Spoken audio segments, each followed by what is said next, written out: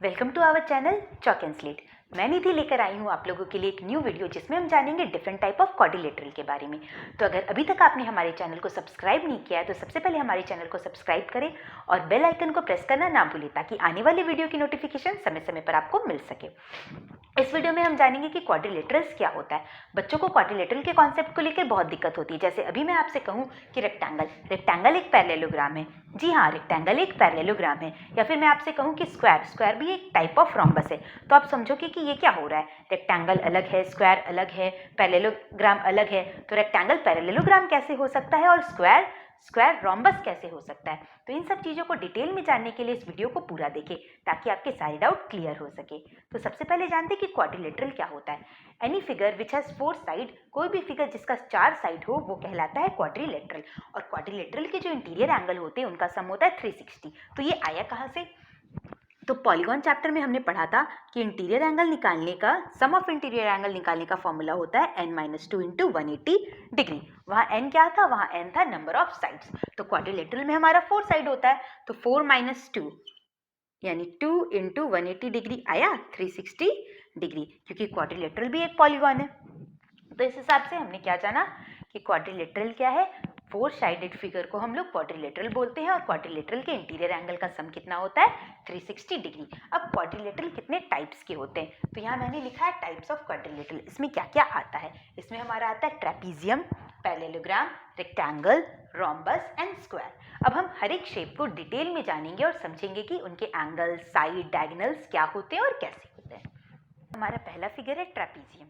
Trapezium क्या होता है? तो आइए समझते हैं ट्रेपीजियम के बारे में। ट्रेपीजियम का one pair of opposite side parallel होता है, means A B parallel to D C. A B parallel D C, first point तो ये है। अब देखो, A B and D C आपस में पैरेलल है।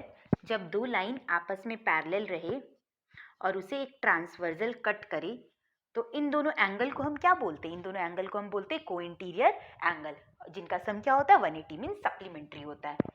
तो उस बेसिस पे हम क्या बोल सकते हैं? Angle A plus angle D is equal to 180 degree and angle B plus angle C is equal to 180 degree. अब आप सोचोगे कि डी और सी भी 180 हो, तो वो नहीं हो सकता क्योंकि ये दोनों लाइन हमारा पैरेलल नहीं है, मींस ए डी और बी सी पैरेलल नहीं है। जब दो लाइन पैरेलल रहे और उसे एक ट्रांसवर्सल कट करे तब इन दोनों एंगल को को इंटीरियर एंगल बोलते हैं और उनका सम 180 डिग्री होता है। ठीक है। और अगर किसी को ट्रेपीजियम का एरिया भी जानना है तो वो भी मैं बता देती हूँ। एरिया निकालने का फॉर्मूला होता है ट्रेपीजियम का half into sum of parallel side into perpendicular distance between parallel side. Means ये दोनों जो पैरेलल साइड है उनका sum half into sum of parallel sides, half into sum of parallel side into perpendicular distance between the parallel side. Okay, clear हुआ? Trapezium में क्या होता है? One pair of opposite side parallel होता है। दूसरा, ये जो एंगल है, angle A plus angle D, वो होता है सप्लीमेंट्री और angle B plus angle C भी होता है सप्लीमेंट्री। ठीक है, समझ में आ गया ट्रेपीजियम? अब देखो, ये भी एक ट्रेपीजियम है पर इसे बोलते हैं आइसोसेलेस ट्रेपीजियम। आइसोसेलेस ट्रेपीजियम क्या होता है? तो आइसोसेलेस ट्रेपीजियम में जैसे इस ट्रेपीजियम में था, सेम आइसोसेलेस ट्रेपीजियम में भी इसी ट्रेपीजियम की तरह one pair of opposite side parallel होता है। बट जो अदर पेयर है, जो दूसरा पेयर बचा, वो पेयर साइड हमारा इक्वल होता है।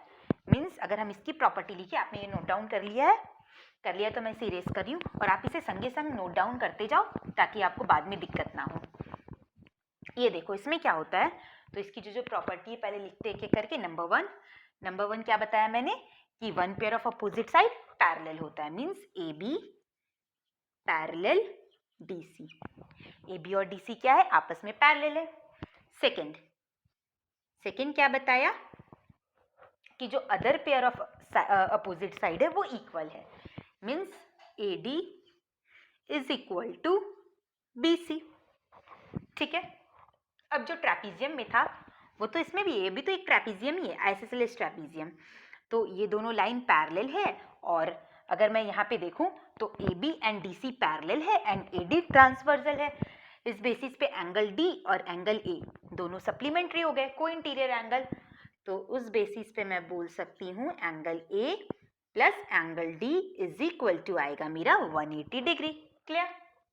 अब यहाँ पे देखो, यहाँ पे आप देखोगे तो DC एंड AB पैरेलल है, और यहाँ ट्रांसवर्सल का काम कौन कर रहा है? BC।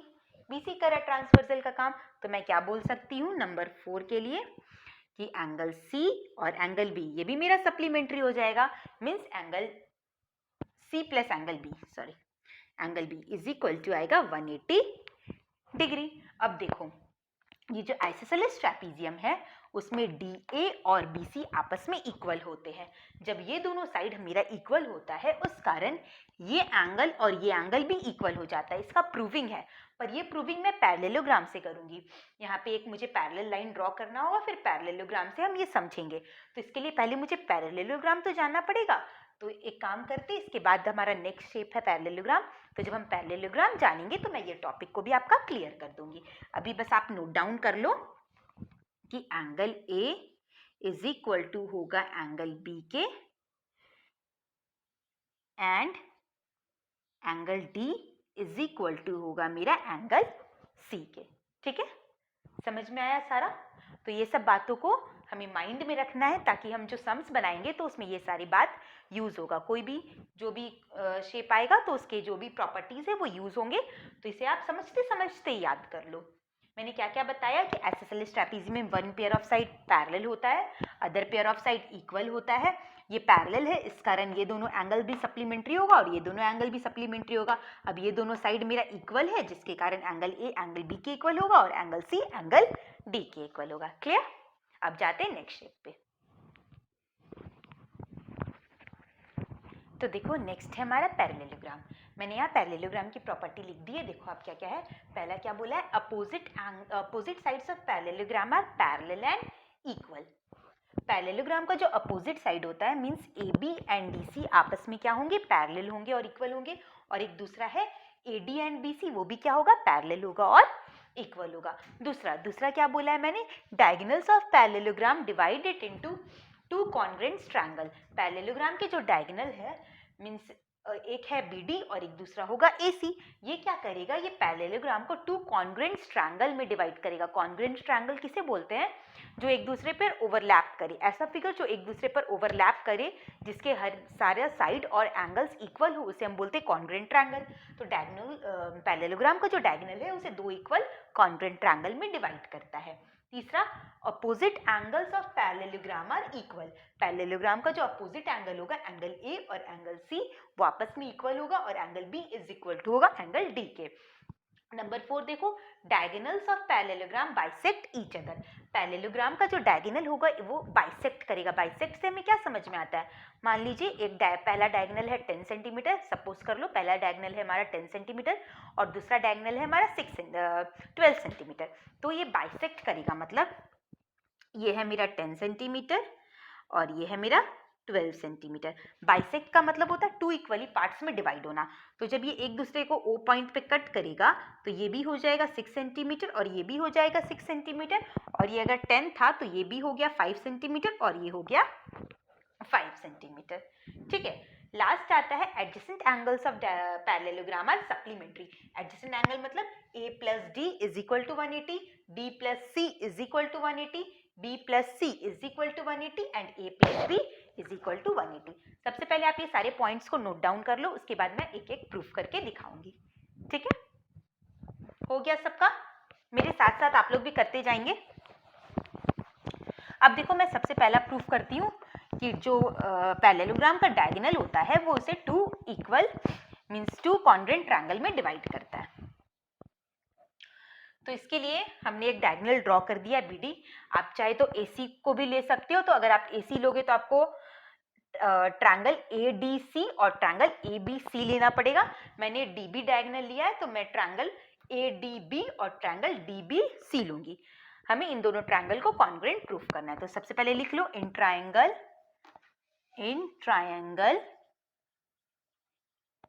किसे किसे लिया है हमने, A B C, A B D and triangle B C D, triangle B C D. अब हमें दोनों को कॉन्ग्रुएंट प्रूफ करना है। कैसे कॉन्ग्रुएंट प्रूफ करेंगे, तो अभी आप देखो, मैं इस एंगल को लिखती हूँ एंगल 1, इसे लिखती हूँ एंगल 2, इसे लिख रही हूँ एंगल 3 और इसे लिखा मैंने एंगल 4। अब देखो ये दोनों लाइन मेरा पैरेलल है और ये ट्रांसवर्सल है, तो ये Z फॉर्मेशन हुआ, दो लाइन पैरेलल और एक ट्रांसवर्सल। तो ये जो Z फॉर्मेशन वाला एंगल होता है उसे हम क्या बोलते हैं, इंटीरियर अल्टरनेट एंगल, और वो एंगल हमारा आपस में इक्वल होता है। उस बेसिस पे हम बोल सकते हैं कि एंगल 1 जो होगा वो एंगल 4 के इक्वल होगा और एंगल 2 जो होगा वो एंगल 3 के इक्वल होगा। नंबर 1 पॉइंट क्या हो गया मेरा, angle 1 is equal to angle 4, और नंबर 2 हो गया angle 2 is equal to angle 3, angle 2 is equal to angle 3, यहां लिख दो interior alternate.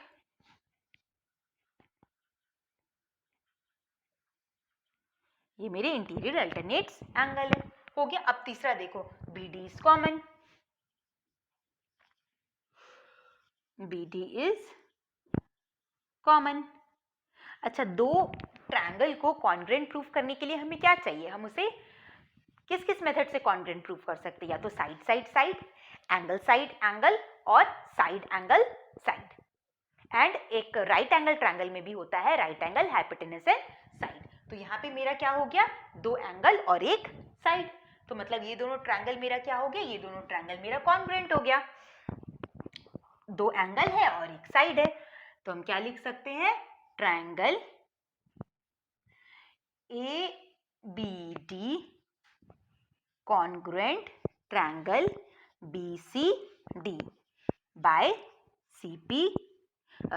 Bye side angle और एंगल ना, यानी ASA rule, angle side angle rule. दो ट्रायंगल को हमने कॉन्ग्रुएंट प्रूफ कर दिया, ठीक है, एक हमारा सॉल्व हो गया। अब दूसरा हम देखते हैं कि प्रूफ करते हैं कि पैरेललोग्राम का जो अपोजिट साइड्स होता है वो इक्वल होता है। तो कैसे कर सकते हैं, तो आप देखो इन ट्रायंगल, इसी दोनों ट्रायंगल में देखो, फिर से लिखने का क्या काम है, अब ये दोनों ट्रायंगल तो मेरा कॉन्ग्रुएंट प्रूफ हो ही चुका है। अगर ये दोनों ट्रायंगल कॉन्ग्रुएंट है तो इन दोनों ट्रायंगल के जितने भी साइड होंगे और जितने भी एंगल होंगे सब आपस में इक्वल होंगे। तो हम बोल सकते हैं कि AD is equal to BC होगा corresponding side, and AB is equal to होगा DC के करस्पॉन्डिंग साइड। तो सेकेंड में हम क्या लिखेंगे, AB is equal to, therefore AB is equal to DC and AD is equal to BC by CPCT corresponding parts of congruent triangle। ठीक है, ये दोनों हमने प्रूफ कर दिया।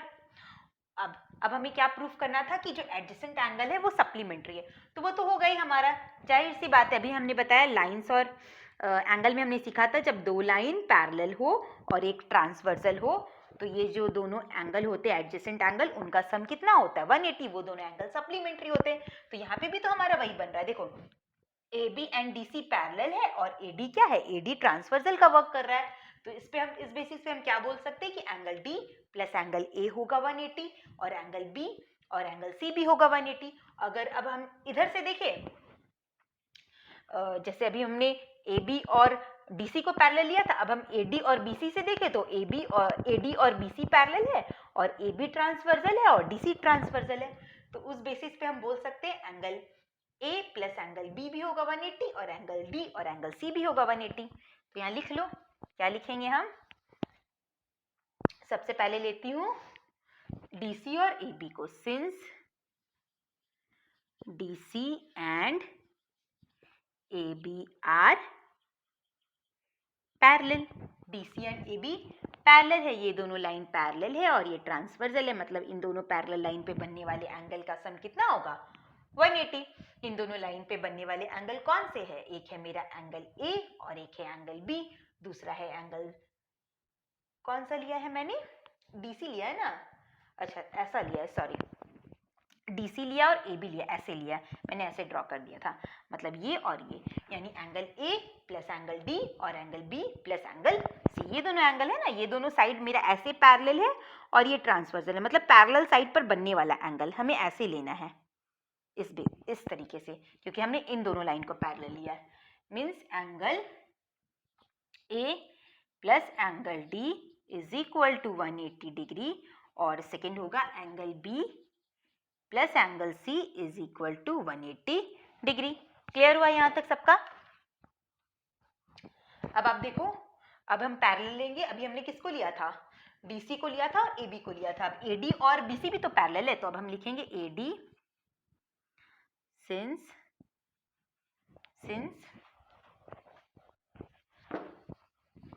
चलो इसे रेट से लिखती हूँ, सिंस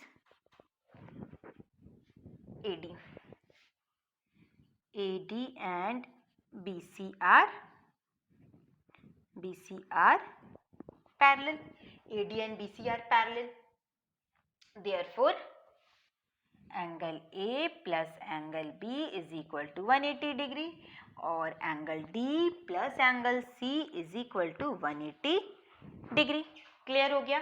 हमने क्या क्या प्रूफ कर दिया? हमने प्रूफ कर दिया कि जो डायगोनल है वो पैरेललोग्राम को दो कॉन्ग्रुएंट ट्रायंगल में डिवाइड करता है, दूसरा हमने प्रूफ कर दिया कि अपोजिट साइड्स इक्वल होता है, तीसरा हमने प्रूफ कर दिया कि एडजेसेंट एंगल सप्लीमेंट्री होते हैं। अब हमें प्रूफ करना है कि अपोजिट एंगल इक्वल होते हैं। वो कैसे प्रूफ करेंगे? तो वो तो सिंपल है, देखो angle A plus angle D भी आया है मेरा 180 डिग्री आया है, angle A plus angle D भी आया है मेरा 180 डिग्री और angle D plus angle C भी आया है 180 degree, angle D plus angle C भी आया है 180 डिग्री, मतलब दोनों इक्वल है। मीन्स हम बोल सकते हैं angle A plus angle D is equal to angle D plus angle C। अब एंगल D कैंसिल आउट हो गया, मतलब angle A is equal to angle C।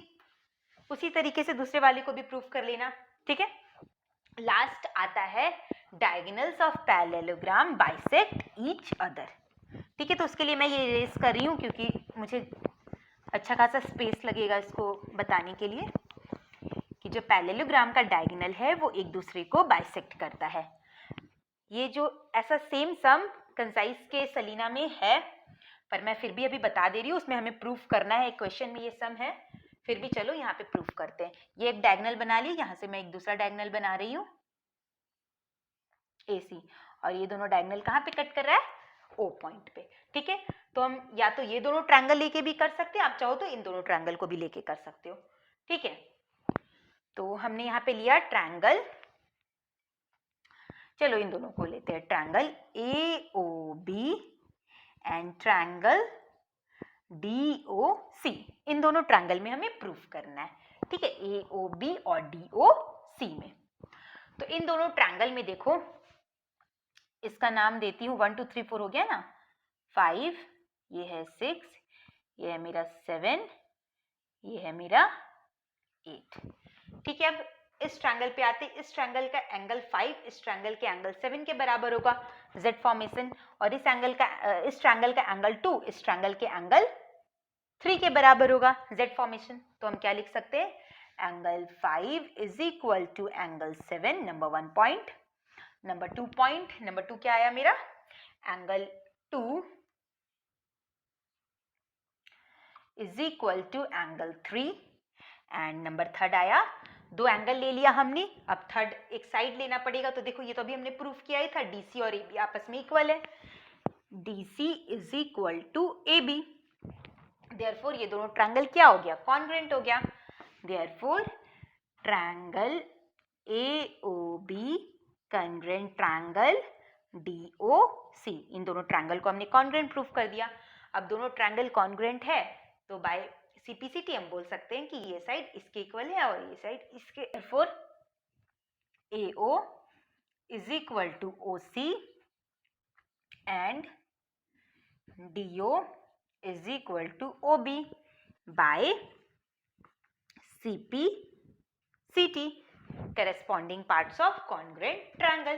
तो पैरेललोग्राम की प्रॉपर्टी में हमने क्या क्या सीखा? कि डायगोनल उसे दो कन्ग्रुएंट ट्रायंगल में डिवाइड करता है, डायगोनल बाइसेक्ट करता है, अपोजिट साइड्स इक्वल होते हैं, पैरेलल होते हैं, एडजेसेंट एंगल का सम सप्लीमेंट्री होता है, अपोजिट एंगल इक्वल होता है। इन सारी बातों को हमने प्रूफ किया और सीखा, तो इन बातों को हमें ध्यान में रखना है और जब भी सम दे तो सम में यूज करना है। ठीक है, क्लियर? तो हमने पैरेललोग्राम की सारी प्रॉपर्टी जान ली। तो आप एक बात ध्यान में रखना कि अगर opposite pair of side equal और पैरेलल हो जाए तो वो क्या होता है, हमारा पैरेललोग्राम हो जाता है। चलो, अब मैंने क्या बताया था कि मैं जब ये पैरेललोग्राम समझाऊंगी तो जो आइसोसेलेस ट्रेपीजियम वाला पार्ट है वो आपका क्लियर कर दूंगी। तो देखो, मैंने यहाँ एक आइसोसेलेस ट्रेपीजियम बनाया है, ABCD। ABCD मेरा एक आइसोसेलेस ट्रेपीजियम है, ठीक है, जिसमें ये साइड और ये साइड पैरेलल है एंड BC और AD आपस में क्या है, इक्वल है। अच्छा, अब इसको प्रूफ करने के लिए हम BC के पैरेलल एक लाइन ड्रॉ करेंगे। BC के पैरेलल हमने एक लाइन ड्रॉ की जिसका नाम दिया BE। अभी मैंने क्या बताया कि अगर one pair of opposite side हमारा पैरेलल और इक्वल हो जाए तो उसे हम क्या बोलते हैं, पैरेललोग्राम बोलते हैं। तो अभी देखो, मैंने क्या बोला कि हम BC के पैरेलल एक लाइन ड्रॉ करेंगे, तो BC एंड DE आपस में पैरेलल भी है और इक्वल भी है। उस बेसिस पे हम क्या बोल सकते हैं कि since BC parallel DE and BC is equal to DE, therefore BCDE is a parallelogram.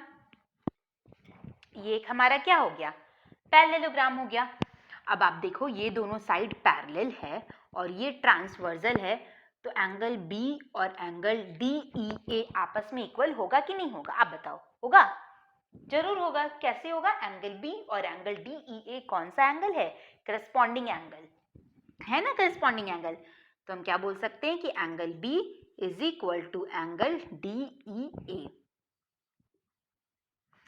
जब दो लाइन ऐसे पैरेलल होता था और एक ट्रांसवर्सल कट करता था तो इस एंगल को हम क्या बोलते थे, करस्पॉन्डिंग एंगल बोलते थे, एक इंटीरियर और एक एक्सटीरियर एंगल। तो ये दोनों मेरा क्या हो गया, करस्पॉन्डिंग एंगल। लिख लो यहाँ पे करस्पॉन्डिंग, ठीक है। Angle B is equal to हो गया एंगल DEA के, ठीक है। एंगल B किसके इक्वल हो गया, एंगल DEA के। अब आप देखो, BC साइड जो है वो मेरा किसके इक्वल है, BC साइड मेरा इक्वल है DE के, है इक्वल। BC साइड मेरा DE के इक्वल है, अभी हमने बनाया। और BC जो है वो DA के इक्वल भी है, BC जो है वो DA के इक्वल भी है, आइसोसेलेस ट्रेपीजियम। तो हम बोल सकते हैं कि DE और DA आपस में क्या है, इक्वल है। Therefore DE is equal to हो गया मेरा DA के, DE और DA मेरा आपस में क्या हो गया, इक्वल हो गया। अब इस ट्रायंगल में अगर आप देखो तो जिस ट्रायंगल का दो साइड इक्वल होता है उस ट्रायंगल को हम बोलते हैं आइसोसेलेस ट्रायंगल, और आइसोसेलेस ट्रायंगल का हमारा बेस एंगल इक्वल होता है। मीन्स ये एंगल इस ट्रायंगल का, ये एंगल और ये एंगल आपस में इक्वल होगा। देयरफॉर एंगल DEA इक्वल हो जाएगा एंगल DAE के, मीन्स एंगल A के। तो DEA एंगल B के भी इक्वल है और DEA एंगल A के भी इक्वल है। इसे खाली एंगल A ही लिखो तो इजी होगा। तो हम बोल सकते हैं कि एंगल B जो है वो एंगल A के इक्वल है। प्रूफ हो गया, समझ में आया सबको, क्लियर? अब हमारा नेक्स्ट फिगर है रेक्टेंगल। रेक्टेंगल की प्रॉपर्टी क्या होती है, opposite sides are parallel and equal. Rectangle का जो अपोजिट साइड्स होता है वो आपस में पैरेलल और इक्वल होता है। Number 2, each angle 90 degree. Rectangle के हर एक एंगल कितने होते हैं, 90 डिग्री होते हैं। और third, diagonals are equal and bisect each other. Rectangle के जो डायगोनल होते हैं वो आपस में इक्वल होते हैं और एक दूसरे को बाइसेक्ट करते हैं, मतलब इक्वली डिवाइड करते हैं। तो ये जो मेरा प्रूफ है कि रेक्टेंगल का ईच एंगल 90 डिग्री होता है, ये मेरे सम्स में भी है, जो मैंने आगे सम सॉल्व कराए हैं। तो उस वीडियो में मैंने ये वाला प्रूफ करवाया है, इसलिए मैं इसे रिपीट नहीं कर रही हूँ। हम देखेंगे कि diagonals are equal and bisect each other. इसे कैसे प्रूव करेंगे? तो इसे प्रूव करने के लिए चलो यहीं पे हो जाएगा, इरेज करने का दरकार नहीं है। इसे प्रूव करने के लिए हम एक ये डायगोनल बना लेते हैं। ये है मेरा BD और दूसरा डायगोनल है मेरा AC। ठीक है, इससे प्रूफ करने के लिए हम ये दो ट्रायंगल लेंगे। पहला ट्रायंगल लिया है हमने triangle DAB, triangle DAB and triangle ABC and triangle ABC। देखो एक ये ट्रायंगल लिया है हमने और एक दूसरा DAB। हाँ, एक ये ट्रायंगल लिया और दूसरा लिया ABC।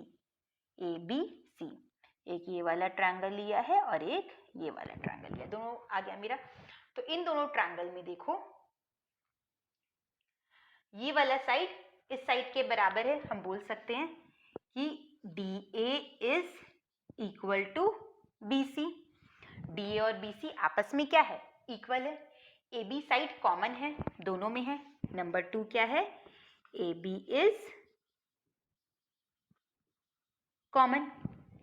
और तीसरा अभी हमने पढ़ा कि ईच एंगल 90 डिग्री होता है, तो हम बोल सकते हैं कि एंगल A जो है वो एंगल C के इक्वल है। सॉरी, क्या लिया है हमने? ABC लिया है ना, सॉरी। तो एंगल A जो है वो एंगल B के इक्वल है। एंगल A जो है वो एंगल B के इक्वल है। अच्छा, जब भी हम दो साइड और एक एंगल ले तो हमें इंक्लूडेड एंगल लेना है। देखो हमने इंक्लूडेड एंगल लिया, ये दोनों साइड लिया और ये बीच। इंक्लूडेड एंगल का मतलब दो साइड लोगे तो उनके बीच का एंगल। तो ये दोनों साइड लिया है और ये वाला एंगल लिया है, इसमें ये दोनों साइड लिया और ये वाला एंगल लिया है। तो ये दोनों ट्रायंगल मेरा क्या हो गया? कॉन्ग्रुएंट हो गया। Therefore triangle DAB congruent triangle ABC। ये दोनों ट्रायंगल मेरा कॉन्ग्रुएंट हो गया। अगर ये दोनों ट्रायंगल कॉन्ग्रुएंट है तो इसके सारे पार्ट आपस में इक्वल हो गए। तो हम बोल सकते हैं कि DB जो है वो इक्वल होगा AB के। DB इज इक्वल टू होगा AB के। ठीक है, क्लियर? और तो ये मेरा प्रूफ हो गया diagonals are equal bisect each other. Diagonal जो बाइसेक्ट करता है उसके लिए जैसे मैंने पैरेललोग्राम में बताया था, ये दोनों को लेकर जैसे प्रूफ किया था तो वो सेम प्रूफ है, तो वो रिपीट करने का जरूरत नहीं है। उसी से आप देख लेना कि कैसे प्रूफ करेंगे। तो ये हो गया मेरा रेक्टेंगल। रेक्टेंगल के बाद मेरा दो और फिगर बचता है, एक है रोम्बस और एक है स्क्वायर। अच्छा, वीडियो के स्टार्टिंग में मैंने आपको बोला था कि अगर मैं आपसे कहूँ कि रेक्टेंगल भी एक पैरेललोग्राम है, तो ये मैंने ऐसे ही नहीं कहा था। रेक्टेंगल भी एक पैरेललोग्राम है। कैसे?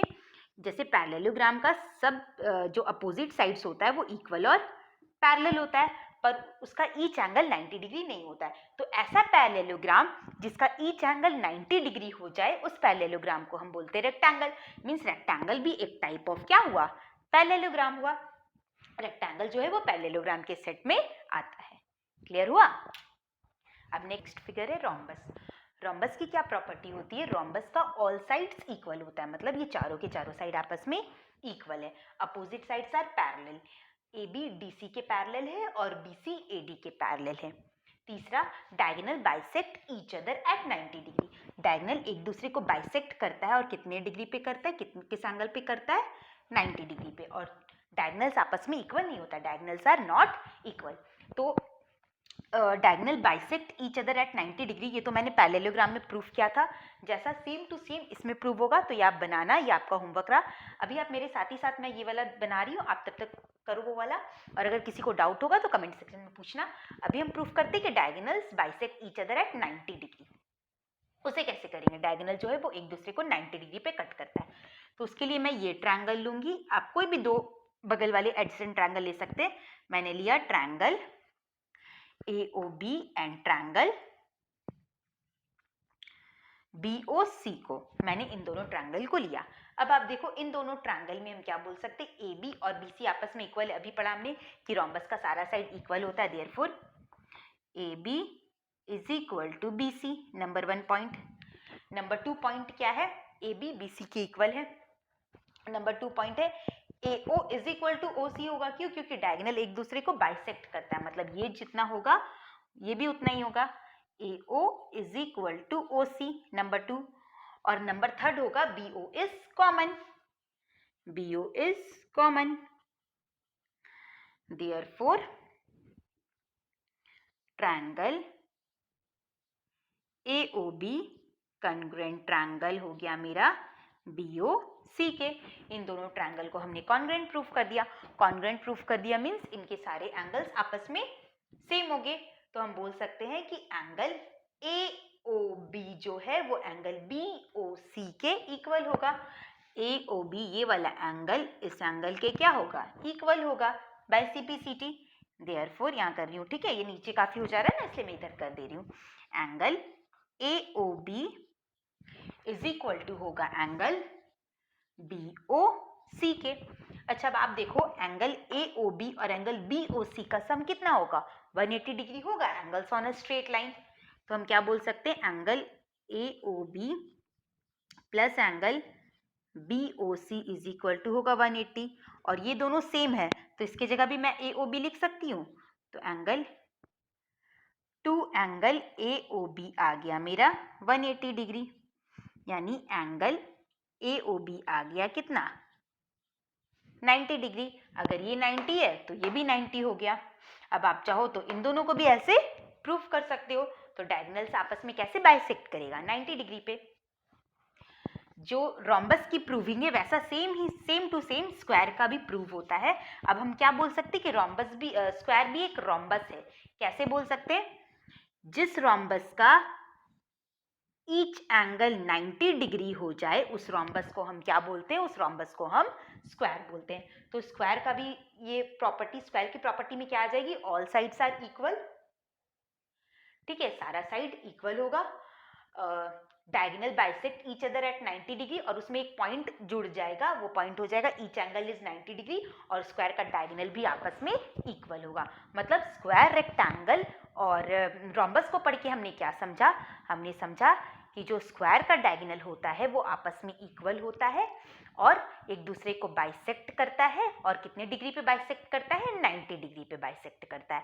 रोम्बस से हमने क्या सीखा कि रोम्बस का डायगोनल जो है वो एक दूसरे को बाइसेक्ट करता है 90 डिग्री पर रोम्बस का डायगोनल आपस में इक्वल नहीं होता है। और रेक्टेंगल में हमने क्या पढ़ा कि रेक्टेंगल का जो डायगोनल होता है वो आपस में इक्वल होता है, एक दूसरे को बाइसेक्ट करता है पर 90 डिग्री में बाइसेक्ट नहीं करता है।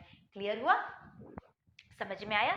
और एक चीज और याद रखेंगे कि जो स्क्वायर होता है और जो रोम्बस होता है उन दोनों का डायगोनल, ये जो एंगल है इस एंगल को भी इक्वली बाइसेक्ट करता है। ये किस में होता है, स्क्वायर में होता है और रोम्बस में होता है। ठीक है, इन सारी प्रॉपर्टी को हमने अच्छे से पढ़ लिया, समझ लिया। अगर किसी को कुछ भी डाउट है तो कमेंट सेक्शन में कमेंट करें, और आपको हमारा वीडियो कैसा लगा लाइक करके कमेंट करके हमें जरूर बताएं। लाइक करने से हमारा कॉन्फिडेंस बढ़ता है और नए नए वीडियो बनाने की हमें चाहत आती है। तो प्लीज लाइक करें और कमेंट करें। Thank you.